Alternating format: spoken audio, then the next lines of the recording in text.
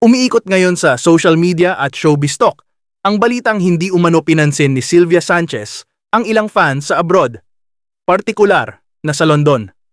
Base sa ibinahaging kwento ni Christy Fermin sa kanyang online show.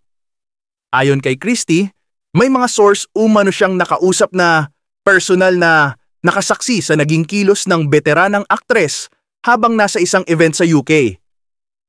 Ayon sa kanila, tila hindi raw naging approachable si Sylvia at hindi raw pinansin ang ilang kababayang OFW na gustong magpa-picture o makausap siya. Ang sabi ng ating source, parang hindi niya pinansin yung mga gustong lumapit para magpa-picture.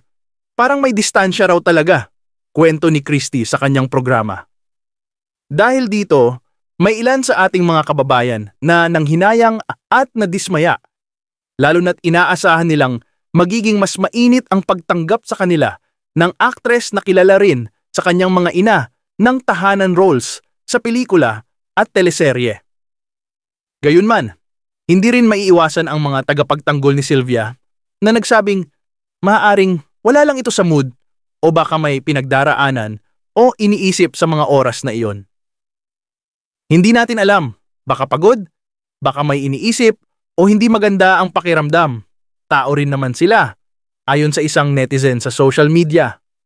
Sa ngayon, wala pang pahayag mula kay Sylvia Sanchez ukol sa issue.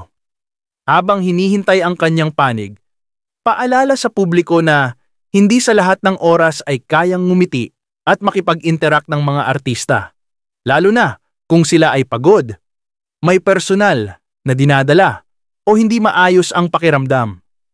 Gayunpaman, bilang public figure, mahalaga rin ang sensitibong pakikitungo sa fans, lalo na sa mga kababayan nating OFW na bihirang magkaroon ng pagkakataong makakita ng kanilang iniidolo.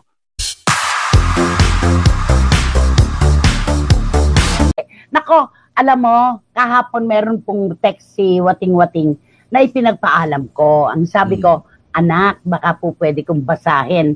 Para, alam mo, pagmumulat din sa mga personalidad na nagpupunta sa iba-ibang bansa na kapag nakikita ng mga kapwa Pilipino, hindi man lang makangiti.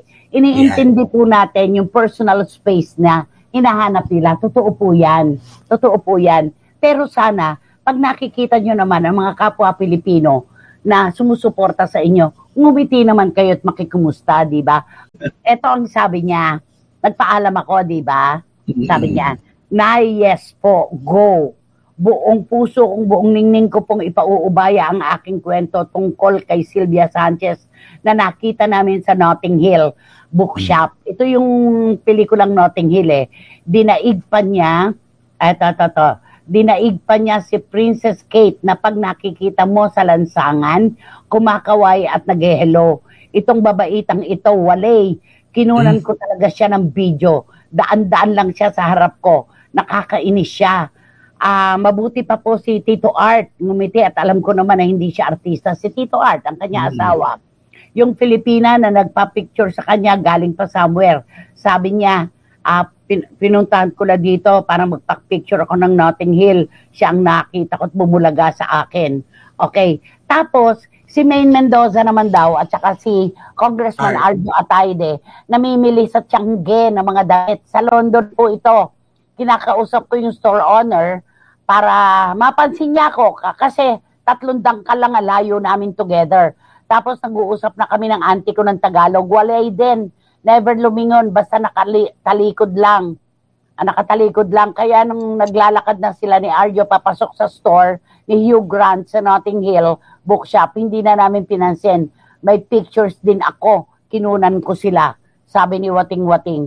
Alam mo, nakakalungkot yung ganito, no? Ay, nako. Nakakalungkot talaga. Ewan ko ba? Ba't naman si Sylvia?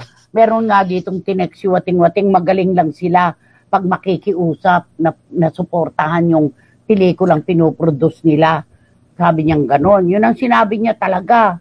Kasi pagka ganito pala, yun daw ngiting, parang ngiting aso, yung hindi tumatalab, yung ganon lang, gumanon lang.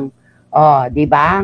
Eto pa isa, biglang dumaan sa isang Sylvia Sanchez. Miss Sylvia, sabi ko, okay oh lala, yung ngiting pilit nanay, yung ngumiti pero hindi umabot sa puso. Yung ganun ba yung, ganon.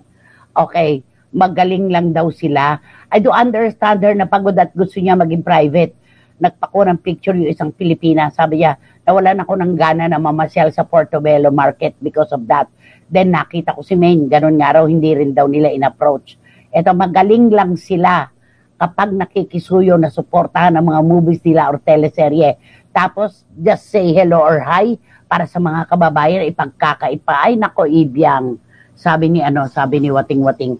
Nakakalungkot yung mga ganon. Alam mo, yan yung mga bagay-bagay na akala nila na hindi makakarating sa atin. Yung mga bagay-bagay na ganyan, di ba, na ordinaryong tao sila. Akala, sino lang ba naman sila? Naku, hindi naman siguro malalaman ito sa Pilipinas kasi napakalayo na nito. Parang ganyan, di ba?